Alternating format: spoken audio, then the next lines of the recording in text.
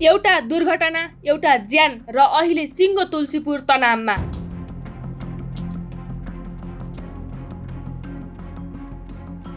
Scooter चढेकी 21 वर्षीय युवतीको मृत्युपछि अस्पताल परिसरमा आफन्तले सब बुझ्न इन्कार गरेका छन्।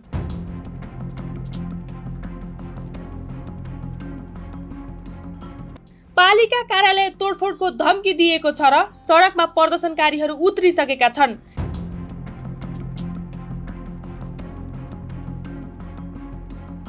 के हो पूरा घटनाक्रम? अन्तिमसम्म हेर्नुहोस्। दाङको तुलसीपुरमा यति बेला ठूलो तनावपूर्ण स्थिति सिर्जना भएको छ। सुरुमा एउटा सामान्य सडक दुर्घटना जस्तो देखिएको यो घटना अहिले विरोध प्रदर्शनसम्म पुगेको छ। घटना भएको हो तुलसीपुर उपमहानगरपालिका 6 स्थित नायकमाट नजिक मदन आश्रित चोक र गुमराहा चोकको बीचमा। आज बिहीबार दिउँसोतिर स्कुटर चढेर बजारतर्फ गइरहेकी थिइन् तुलसीपुर 11 कटाहकी कल्पना केसी। प्रत्यक्षदर्शीहरूका अनुसार विपरीत दिशाबाट आइरहेको मोटरसाइकलले उनको स्कुटरलाई सिधै ठक्कर दियो। ठक्करको बेगले कल्पना सडकमै लडिन्, तर दुर्घटना यतिमै सीमित रहेन। उनी सडकमा लडेकै बेला उही दिशामा गइरहेको एउटा ठूलो टिप्परले उनलाई सिधै कुल्चियो। गम्भीर घाइते भएकी कल्पनालाई तत्काल राप्ती प्रादेशिक अस्पताल तुलसीपुर लगियो।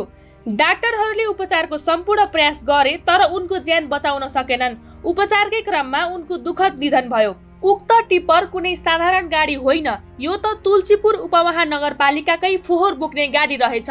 यही तथ्यले नै अहिलेको तनावलाई अझ चर्काएको छ। कल्पनाको मृत्युको खबर फैलिनासाथ राप्ती प्रादेशिक अस्पताल परिसरमा उनका आफन्त र स्थानीयवासी ठूलो संख्यामा भेला भएका छन्। शोकमा डुबेका र क्रोधित आफन्तले हाल सब बुझ्न अस्वीकार गरिरहेका छन्। यति मात्रै होइन, गाडी उपमहानगरपालिकाकै भएको थाहा पाएपछि आफन्त र स्थानीयको आक्रोश सिधै पालिका कार्यालयतर्फ मोडिएको छ। आफन्तले तुलसीपुर उपमहानगरपालिकाको कार्यालय भवन तोडफोड गर्ने धम्की दिएका छन्।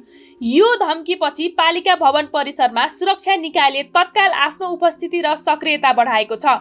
यसैबीच स्थानीय र मृतकका आफन्तहरू सडकमा उत्रिएका छन्। उनीहरूले तुलसीपुरको वीरेन्द्र चोकमा प्रदर्शन गरिरहेका छन्, जसका कारण सिङ्गो तुलसीपुर बजार क्षेत्र नै तनावग्रस्त बनेको छ।